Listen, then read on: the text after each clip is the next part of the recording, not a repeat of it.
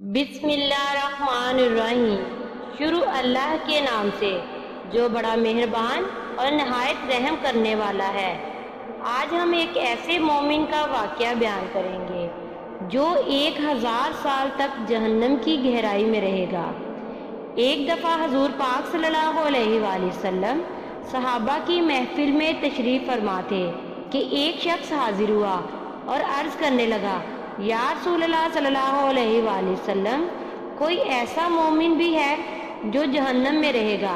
حضور پاک صلی اللہ علیہ وآلہ وسلم فرمانے لگے، ہاں، ایک شخص ایسا ہوگا جو جہنم کی گہرائی میں 1000 سال رہے گا اور مسلسل اونچی آواز سے پکارتا رہے گا، یا حنان و یا منان۔ ایک دن وہ اس قدر اونچی بلند آواز سے یا حنان و یا منان کہے گا کہ حضرت جبرائیل علیہ السلام جہنم کے قریب سے گزرتے ہوئے اسے سن لیں گے۔ حضرت جبرائیل حیران ہوں گے کہ یہ کیسی عجیب بات ہے کہ کوئی مسلسل یا حنان و یا منان پکار رہا ہے۔ حضرت جبرائیل اللہ کے عرش کے سامنے حاضر ہوں گے اور سر سجدے میں رکھ کر خدا کی تسبیح بیان کریں گے۔ اللہ فرمائے گا، اے جبرائیل سر اٹھاؤ۔ جیسے ہی حضرت جبرائیل سر اٹھائیں گے تو اللہ فرمائے گا کہ بتاؤ جبرائیل، کیا عجیب دیکھا آج تم نے؟ حضرت جبرائیل عرض کریں گے، اے ہمارے رب، میں نے جہنم سے آتی ہوئی ایک آواز سنی ہے جو کہ گہرے گڑھے سے لگ رہی تھی۔ کوئی پکار رہا تھا، یا حنان و یا منان۔ اللہ فرمائے گا، اے جبرائیل، جہنم کے دروغہ مالک کے پاس جاؤ اور اسے کہو کہ جو بندہ یا حنان و یا منان کی صدا لگا رہا ہے اسے جہنم سے نکال کر تمہارے حوالے کر دے اور پھر اسے میرے پاس لے آؤ۔ حضرت جبرائیل جہنم کے دروازے پر تشریف لے جائیں گے، دروازے پر دستک دیں گے، حضرت مالک باہر آئیں گے۔ حضرت جبرائیل انہیں اللہ پاک کا حکم سنائیں گے۔ حکم سن کر حضرت مالک جہنم کے اندر جائیں گے۔ ہمارے آقا صلی اللہ علیہ وآلہ وسلم نے فرمایا، جیسے ماں اپنے بچوں کو پہچانتی ہے، حضرت مالک ایسے جہنم کو پہچانتے ہیں۔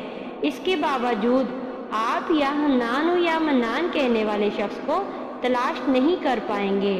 باہر تشریف لائیں گے، حضرت جبرائیل علیہ السلام سے عرض کریں گے، اے جبرائیل، جہنم نے گہرا سانس لیا ہے، اس لیے کون سی چیز پتھر ہے، کون سی چیز لوہا ہے اور کون انسان ہے، اس کی پہچان نہیں ہو پا رہی۔ حضرت جبرائیل پھر اللہ کی بارگاہ میں سجدہ کریں گے۔ اللہ پاک ارشاد فرمائے گا، اے جبرائیل سر اٹھاؤ، تم یا حنان و یا منان کہنے والے کو کیوں نہیں لائے؟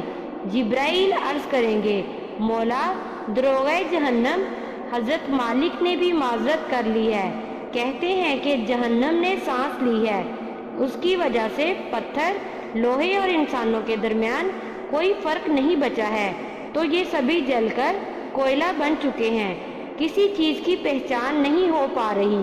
اللہ پاک فرمائے گا، جبرائیل مالک سے کہو، میرا بندہ جہنم کے فلاں گڑھے میں فلاں کونے میں اس طرح پڑا ہوا ہے۔ حضرت جبرائیل جہنم کے دروازے پر جائیں گے اور حضرت مالک کو یا حنان و یا منان پکارنے والے کا پتہ بتائیں گے۔ حضرت مالک جہنم کے اندر جائیں گے اور دیکھیں گے ایک شخص ہے، اس کے پاؤں اس کی پیشانی کے ساتھ اور ہاتھ گردن کے ساتھ بندھے ہوئے ہیں اور جہنم کے سام بچھو اس کے ساتھ لپٹے ہوئے ہیں۔ حضرت مالک اس کی زنجیریں توڑ دیں گے اور جہنم سے نکال کر حضرت جبرائیل علیہ السلام کے حوالے کر دیں گے۔ حضرت جبرائیل اسے عرش الہی کے سامنے لے کر حاضر ہوں گے، سر سجدے میں رکھیں گے۔ اللہ پاک فرمائیں گے، اے جبرائیل سر اٹھاؤ۔ جبرائیل علیہ السلام سر اٹھائیں گے۔ اب اللہ پاک اس بندے سے فرمائے گا، اے بندے، کیا میں نے تیری بہترین تخلیق نہیں کی تھی؟ کیا میں نے تیری طرف رسول نہیں بھیجے تھے؟ کیا ان رسولوں نے تمہیں میری کتاب نہیں سنائی تھی؟ کیا میرے رسولوں نے تجھے نیکی کا حکم نہیں دیا تھا، تجھے برائی سے منع نہیں کیا تھا؟ وہ بندہ ساری باتوں کو مانے گا، اقرار کرے گا، یا اللہ، تو نے میری بہت اعلیٰ تخلیق فرمائی، تیرے رسول بھی تشریف لائے، انہوں نے تیرے حکام بھی سنائے۔ اللہ پاک فرمائے گا پھر تو نے فلاں فلاں گناہ کیوں کیے؟ وہ عرض کرے گا یا اللہ میں نے اپنی جان پر ظلم کیا جس کی سزا میں نے جہنم میں ڈال دیا گیا۔